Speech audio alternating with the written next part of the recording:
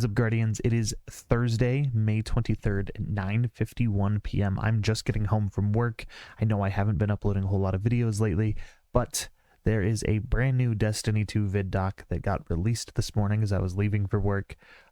Tomorrow morning I will catch that one and record it and upload it then, but this one's a little late today. So without further ado, guys, let's go ahead and hop into it.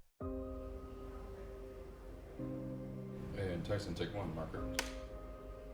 There's a line that emerged in Destiny 1 that wasn't planned for, but is very deliberate by the person who put it in the game, and is very resonant for Destiny players, and resonant for me as a person.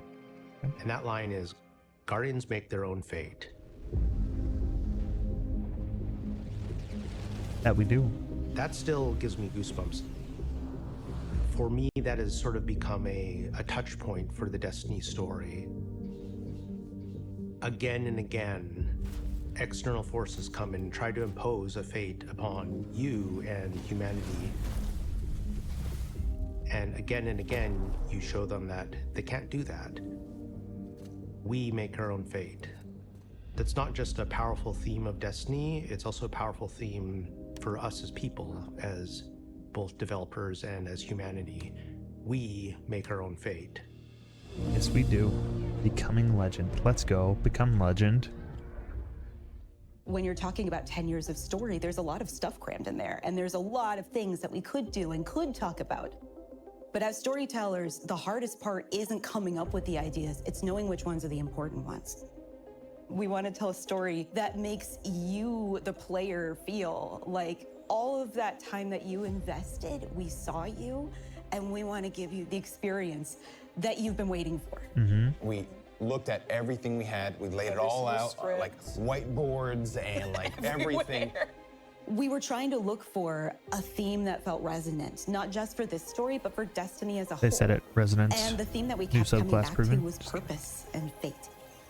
And that's what this story is about, not just for ourselves as the player, but also for our characters. I used to think I'd give anything to bring you back. I cried quite a few times. That is a doing good those voice, scripts Mr. because Keith David. I treated it with Mr. the love David. of a fan. Every time I opened a script, I was like, what would I want to see? Great What would Zavala I voice. want to hear? You get to see their emotional journey, the struggle of how do we defeat the Witness?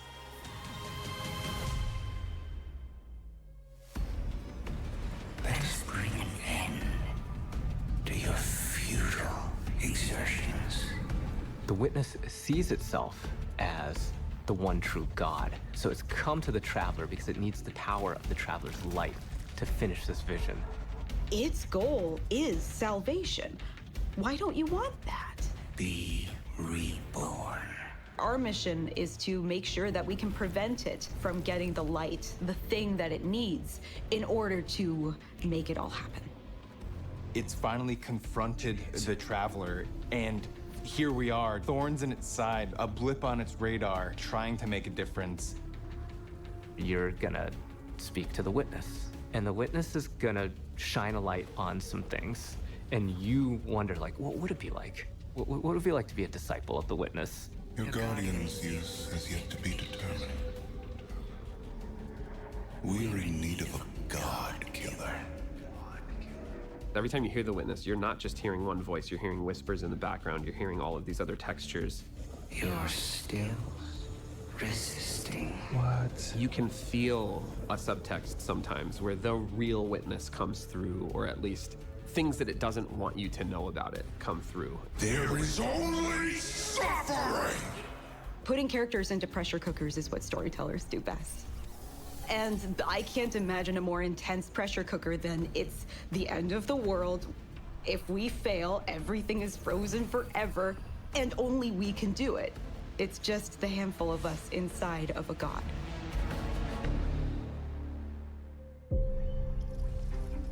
There were a couple of themes that we had when we started on the Bill Hard. The two main ones that I remember were surreal and shattered to spire. Seeing how they put a tiny little guardian at the beginning of this vast journey that's spreading out in front of you really put into perspective the scale that we needed to hit in order to make the Pale Heart look and feel dangerous. and ambitious and vast. Okay. When we were thinking of surreal things, it was a bit of a challenge because how do you make something surreal?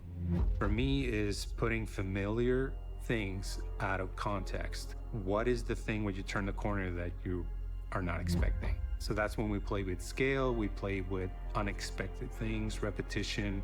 There's this awesome piece of concept art that is like this massive ghost in the horizon, and you just like go over there and it's just like broken down in the middle, and it's just weird in a way that is unsettling but at the same time feels very visceral. Sick. Another one that we used was body parts, and it sounds a bit strange because we didn't want to do body horror. So I was taking screenshots from the game and just trying to find silhouettes and things that would look surreal. And I started replacing all the trees with hands. So all the limbs were made out of fingers coming out and eyes were on the floor. And I do remember our direction was like that, like more hands. Are there hands holding up the freeway in which we were born? Yes. That's a good way to put it. You'll recognize it instantly, and then almost as quickly, you'll realize you've never been here before. I definitely feel like there's some aspects of the Pale Heart where like, this is freaking weird and scary. I want to take that risk. I want to push a little bit of what expectations of a destination can be, and I hope that players love that. As players progress, they get to see more influence of the Witness, not just on the Traveler, but also on the races that it's interacted with that we've seen so far. The Dread. The Dread are a result of the Witness experimenting with the light. So while it's inside the Pale Heart, it's able to access the light as it's trying to siphon it. It is using that light to create and alter new and different combatants. And so we've encountered some of these members before. Now we have a name for them. The new Dread units. They're using a new language, collaborating with narrative. We went through and used this constructed language tool to generate different phrases and figure out like grammar structures and other things. The pyramid language that the new Dread units speak is actually translatable. What? So players, if they're really interested in figuring out what the pyramid units are saying, could decipher these. Kos yen itget, baktoku vakad. The Husks are an interesting addition to Destiny because you've never fought anything like them before. We talked about, oh yeah, they need some big weapons. Like, it needs to look like this thing is serious business. They wanted a bit of a secondary unit on it, so like a 2-in-1. As the sketches were progressing, we were kind of like, oh, this feels like it's sentient. And we just loved the idea. We had all these different sound effects in our library of water bladders that make some really cool sounds when you're shaken. We used some sounds of slapping jello too. So that was kind of the foundation for the Husk. We have all these real physical sounds that come together and it feels like an alien moving around in the stomach of this thing.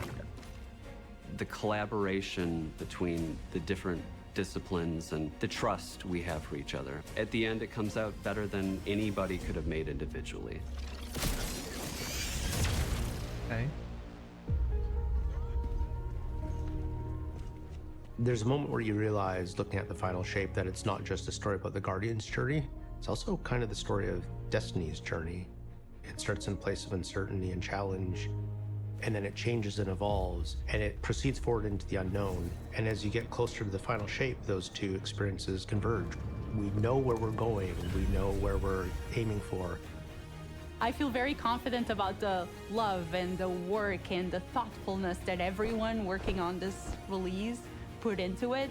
And I think it's inevitable that when people start going in and experiencing all these different things that make up this expansion, I think they're gonna see it. I won't lose another soldier in this war. I think, oh, Golden Gun Crow.